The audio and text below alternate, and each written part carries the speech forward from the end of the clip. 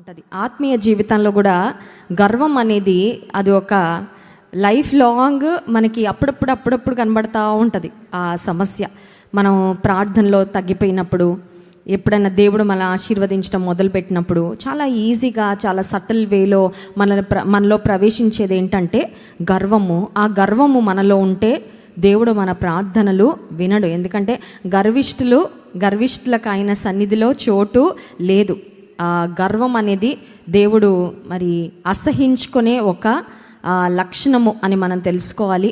ఆయన సన్నిధిలో ఆయనను ఆరాధించే మరి దూత లూసిఫర్ కూడా గర్వము ప్రవేశించగానే దేవుడు వెంటనే తోసేశాడండి. ఇంత మంచి క్వైర్ లీడరు లూసిఫర్, ఇంత మంచిగా ఆరాధిస్తుంది, ఇన్ని తలాంతులు ఉన్నాయి కదా అని దేవుడు ఏమాత్రం కూడా స్పేర్ చేయకుండా లూసిఫర్ను వెంటనే ఆయన పడద్రోసినట్లుగా, దాని స్థానాన్ని అది కోల్పోయినట్లుగా మనము మరి గమనించగలము. కాబట్టి విశ్వాస జీవితంలో మరి తగ్గింపును, దీన మనసును కలిగి ఉండడం చాలా అవసరం, చాలా ప్రాముఖ్యము.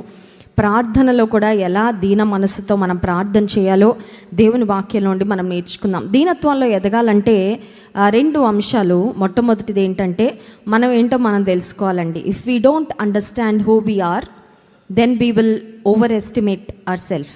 మనం ఏంటో, మన లిమిటేషన్స్ ఏంటో, మన పరిమితులు ఏంటో, మన బలహీనతలు ఏంటో, మన అయోగ్యతలు ఏంటో మనం తెలుసుకున్నప్పుడు దీన మనసు కలిగి ఉండడానికి అది మనకి చాలా ఉపకరిస్తుంది. రోమాపత్రిక 12వ అధ్యాయము 3వ వచనంలో దైవజనుడు ఒక చక్కని మాట రాస్తున్నారు చూడండి. రోమాపత్రిక 12వ అధ్యాయము 3వ వచనం.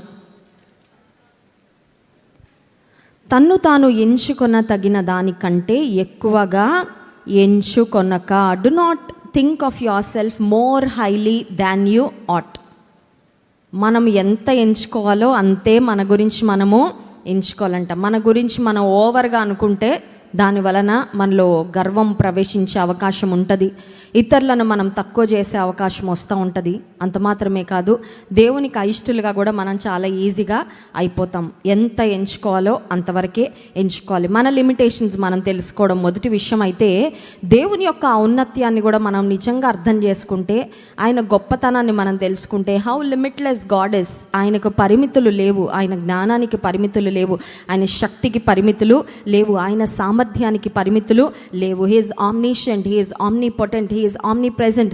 దేవుని యొక్క లక్షణాలు మన లోతుగా తెలుసుకున్నప్పుడు ఖచ్చితంగా మన జీవితంలో దీన మనసు కలిగి ఉంటాం. ఎందుకంటే నువ్వు అంత గొప్ప దేవుడు అయ్యా, నీ గొప్పతనాన్ని నేను తెలుసుకున్నప్పుడు నేను గొప్పగా ఫీల్ అవ్వడానికి ఇంకేమీ లేదు. గొప్పగా ఫీల్ అయితే ఆయనను బట్టి గొప్పగా ఫీల్ అవుతాను. ఎందుకంటే నాకు ఒక గొప్ప దేవుడు ఉన్నాడు. ఆయనను బట్టి తప్ప మన గొప్పతనాన్ని మనం మరి ఎక్కువగా అనుకునే అవకాశం ఉండదు. దేవుని యొక్క గొప్పతనాన్ని గురించి ఒక సరైన అవగాహనలోనికి మనం వచ్చినప్పుడు దేవుని లేఖనాల్లో నుండి ఒక నలుగురు వ్యక్తులు వారు చేసిన ప్రార్థనలు, ఏ విధంగా వారు దీనత్వంతో ప్రార్థన చేశారో లేఖనాల్లోని మనం ధ్యానించి స్తుతి ఆరాధనలోకి వెళ్తాం. ఆదికాండము 18వ అధ్యాయము 27వ వచనంలో దైవజనుడైన, భక్తుడైన, విశ్వాసులకు తండ్రిగా పిలువబడిన అబ్రహాము చేసిన ప్రార్థన ఒకసారి చదువుదాం చూడండి.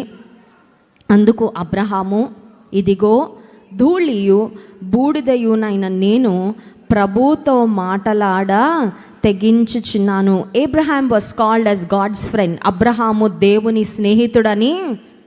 స్నేహంలో స్టార్టింగ్లో ఉన్న ఒకరంటే ఒకరికి మ్యూచువల్ రెస్పెక్ట్ కొన్నిసార్లు బాగా సాన్నిహిత్యం పెరిగిన తర్వాత స్నేహంలో ఏమవుతూ ఉంటుంది తెలుసా? అరే ఒరేకి వచ్చేస్తుంది అది. అవునా కదా అండి? స్టార్టింగ్లో మీరు మీరు మీరు అని అనుకున్నా బాగా ఫ్రెండ్షిప్ డీపెన్ అయిన తర్వాత, లోతుకు వెళ్ళిన తర్వాత ఒకరంటే ఒకరికి ఆ గౌరవము, ఆ మర్యాద, లేకపోతే ఆ రెస్పెక్ట్ కన్నా ఎక్కువగా ఒక అలుసు అనేది వచ్చేస్తూ ఉంటుంది. అది సహజంగా మనము స్నేహాలలో చూసే అంశం. ఇప్పుడు అబ్రహాముకున్న స్నేహితుడు దేవుడే. God was his friend. దేవుడు అబ్రహాముకే కాదు అవకాశం ఇచ్చింది. యోహాను సువార్త 15వ అధ్యాయంలో మనం చూసినట్లయితే, మీరు నా ఆజ్ఞలు గైకొనిన ఎడల మీరు నా స్నేహితులు. You are my friends if you obey my command.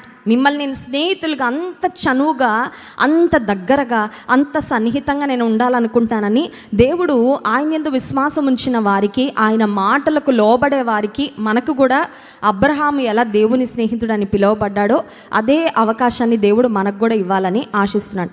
అయితే అబ్రహాము దేవునితో అంత సన్నిహితంగా ఉన్నా, దేవుడు అంత సన్నిహితంగా అబ్రహాముతో ఉన్నప్పటికీ ఇప్పుడు తన బంధువైన లోతు సొదొమ గొమొర్రా అనే ప్రాంతంలో నివసిస్తూ ఉన్నప్పుడు సొదొమ గొమొర్రా ప్రజల యొక్క పాపము దేవుని దృష్టికి బహు భయంకరమైనదిగా మారిన ఆ సందర్భంలో మనం చూసినట్లయితే దేవుడు ఆకాశం నుండి అగ్నిగంధకాలను కురిపించి సొదొమ గొమొర్రా ప్రాంతాన్ని నశింపచేయాలని అనుకున్నప్పుడు దేవుడు అబ్రహాముకు చెప్తారు ఏమనంటే, నేను ఇలా చేయబోతున్నాను, నేను అబ్రహాముకి ఏది దాచకూడదు, ఎందుకంటే అబ్రహాము బంధువైన లోతు అక్కడున్నాడు అని దేవాది దేవుడు అబ్రహాముకు ఆ విషయాన్ని బయలుపరిచినప్పుడు లోతు పాపాన్ని బట్టి, లోతు చేసుకున్న డెసిషన్ని బట్టి దాని పర్యవసానాలు లోతు అనుభవిస్తున్నాడులే, నేను చేయగలిగేది ఏముంది అని అబ్రహాము చేతులు కట్టుకొని మౌనంగా ఉండలేదండి. కొన్నిసార్లు మనం కూడా ఎవరి మీదకైనా నష్టం, కష్టం వచ్చినప్పుడు ఏమోనండి వారు చేసుకున్నారు, వారి స్వయంకృతాపరాధము, వాళ్ళకి ఎలా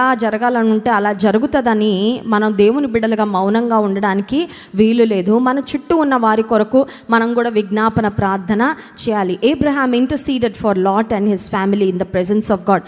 అబ్రహాము ఆ పట్టణం కొరకు దేవుని సన్నిధిలో గోజాడినట్లుగా, విజ్ఞాపన చేసినట్లుగా చూస్తున్నాం. ఇప్పుడు అబ్రహాము దేవుని స్నేహితుడుగా పిలువబడ్డాడు. దేవునికి చాలా సన్నిహితంగా అబ్రహాం ఉన్నాడు. అయినప్పటికీ అబ్రహాము యొక్క ప్రార్థనను మనం చూసినట్లయితే he was humbling himself as he prayed. Abraham ప్రార్థిస్తున్న సందర్భంలో చాలా తగ్గించుకొని దేవుని సన్నిధిలో పలుకుతున్న మాట చూడండి, 27వ వచనం. అందుకు అబ్రహాము, ఇదిగో ధూళియు బూడిదయునైన నేను ప్రభుతో. ధూళి బూడిద అని చెప్పుకోవడానికి అబ్రహాము ఒక పనివాడు కాదండి. అబ్రహాము ఒక మట్టి పని చేసేవాడు కాదు. అబ్రహాము చాలా ఉన్నతమైన స్థితిలో ఉన్న వ్యక్తి. మనం చూసినట్లయితే ఆ ముందు అధ్యాయంలో ఆదికాండము 14వ అధ్యాయం 14వ వచనంలో అబ్రహాము తన తమ్ముడు చెరపట్టబడినని విని తన ఇంట పుట్టి అలవరచబడిన 300 మండుగురిని వెంటబెట్టుకొని దాను మట్టుకు ఆ రాజులను, తన ఇంటిలో పుట్టి పెరిగి తన ట్రైనింగ్లో ఉన్నవారు ఎంతమంది అంటే 318 సర్వెంట్స్, అక్షరాల 318 మంది పనివారు ఆయన ఇంటిలోనే పుట్టి పెరిగిన, ఇంకా బయట నుంచి వచ్చిన వారు, ఆ తర్వాత ఆయన టీంలో జాయిన్ అయిన వారు ఇంకా చాలామంది ఉండుండొచ్చు. Imagine a man who was so blessed, so prosperous and so exalted. దేవుని చేత అంతగా దీవించబడిన అబ్రహాము ఇప్పుడు దేవుని దగ్గరకు వచ్చేసరికి తన స్థితి అంతా ఒక్కసారి ఏం చేస్తున్నాడంటే మర్చిపోయి దేవుని గొప్పతనం మీద ఫోకస్ చేస్తూ అబ్రహాం అంటున్నాడు, నేను ధూళియు బూడిదయునైనా అయ్యా నీ దగ్గర నేను అడగడానికి, మొరపెట్టుకోవడానికి నాకు ధైర్యం కూడా సరిపోవట్లేదు. ఎందుకంటే అది నువ్వు ఇచ్చిన తీర్పు, అది నువ్వు చేయాలనుకుంటున్న కార్యము, what ever you have decided is right. దేవుడు ఏదైనా డెసిషన్ తీసుకున్నారంటే ఆయన కరెక్ట్గానే డెసిషన్ తీసుకుంటారు, కానీ ఆయన ఎప్పుడు తప్పిదము చేయరండి. నేను ఒకసారి ఒక ఆర్టికల్ చదివాను. ఏమనంటే ఒక వ్యక్తి యొక్క ఇంటి పేరు తప్పుపడి తను చేయని నేరానికి 25 ఏళ్ళు జైల్లో ఉన్నాడంట. 25 ఏళ్ల తర్వాత ఆ కేసు ప్రూవ్ అయింది, అతను నిర్దోషి అని ప్రూవ్ చేయబడింది. బయటకు వచ్చిన తర్వాత ఆ కుటుంబీకులు ఆ వ్యక్తి గుండెలు బాదుకుంటా ఏడుస్తూ ఉన్నారు. ఏమని తెలుసా, 25 ఏళ్ళు మాకు తిరిగి వస్తాయా? ఇప్పుడు అంటున్నారు మీరు పీ బదులు ఎస్ పడింది ఇంటి పేరు, ఓకే ఫైన్, ఇప్పటికన్నా మీరు తెలుసుకున్నారు. కానీ నా భర్త 25 ఏళ్ళు నా పిల్లలకి తండ్రి లేకుండానే, నా పిల్లలు ఒక భర్త లేకుండానే, నేను ఇంట్లో ఒక భార్యగా, ఒక కొడుకు లేకుండానే ఇంటిలో తల్లిదండ్రులు ఎంత బాధపడ్డారు. అతని లైఫ్లో ఒక 25 ఇయర్స్ అంటే ఒక క్వాలిటీ లైఫ్ అండి. ప్రాబబ్లీ ఒక 25 సంవత్సరాలకి జైల్లోకి వెళ్ళుంటే 50 ఇయర్స్ అంటే సగం జీవితం దాదాపు అయిపోయిన తర్వాత బయటకు వచ్చాడంటే ఇంకేముంటుంది? నేను కష్టపడి నా కుటుంబం కొరకు నేను ఏదో ఒకటి చేసుకోగలిగిన వయసులో నన్ను అన్యాయంగా జైల్లో, all my life was wasted. అప్పుడు కోర్టు వాళ్ళు ఏమంటారండి సింపుల్గా, క్షమించండి, అది ఎవరో టైప్ చేసే వాళ్ళు నిద్రపోతానో ఏమన్నా ఆలోచిస్తే టైప్ చేశాడేమో, ఆయన మీద కేసు పెట్టారు, జైల్లో వేసేసారు. పొరపాటు అయితే హ్యూమన్ ఎర్రర్స్, మానవ తప్పిదాల వలన చాలా జీవితాలు అన్యాయం అయిపోతూ ఉంటాయండి. కానీ మనుషుల్లాగా దేవుడు తప్పిదాలు చేయడండి. God never makes mistakes. చిన్న టైపింగ్ మిస్టేక్లు కాదు, ఆయన ఏది చేసినా కూడా whatever he does is right. ఆయన తీర్పులు, ఆయన కార్యాలు, ఆయన నిర్ణయాలు అన్నీ కూడా న్యాయమైనవే. ఇప్పుడు అబ్రహాము దేవుని సన్నిధిలో తన బంధువైన లోతు కొరకు మనవి చేసుకుంటా ఉన్నప్పుడు అబ్రహాం అంటున్నాడు, నీతో మాట్లాడడం, నువ్వు చెప్పింది నువ్వు మార్చుకోమని నిన్ను అడగాలంటే దేవా నాకు ధైర్యము అంటే దట్ షోస్ ఏబ్రహామ్స్ హ్యూమిలిటీ. అబ్రహాములో ఉన్న తగ్గింపు, అబ్రహాములో ఉన్న దీనత్వము, the way he was talking about himself. తన గురించి తను ఎలా పోల్చుకుంటా ఉన్నాడంటే ధూళియు బూడిదయునైనా నేను అని దేవునితో మాట్లాడి మాట్లాడి మాట్లాడి మాట్లాడి ఆఖరికి 10 మంది వరకు వచ్చాడండి. 50 మంది ఆ ప్రాంతంలో ఉంటే సొదొమ గొమొర్రా ప్రాంతం మీద అగ్నిగంధకాలు కురిపించకుండా నువ్వు తప్పించయ్యా, స్పేర్ చేయ అని రిక్వెస్ట్ చేస్తాడు. 50 మంది లేరు. ఆ తర్వాత 45, 40, 30, 20, 10 మంది కూడా లేరు నీతిమంతులు.